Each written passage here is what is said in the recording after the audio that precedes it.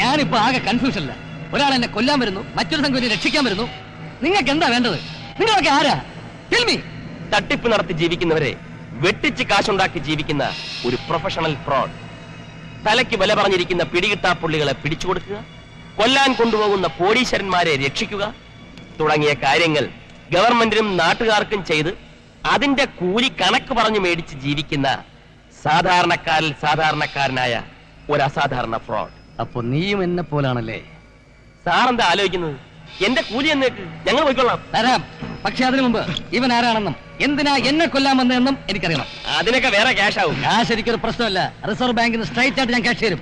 പക്ഷെ അതിനു മുമ്പ് കംപ്ലീറ്റ് ഡീറ്റെയിൽസ് എനിക്കറിയണം. ഇവന്റെ ജനനം മുതൽ മരണം വരെയുള്ള ഫുൾ ഡീറ്റെയിൽസ്. ഓക്കെ?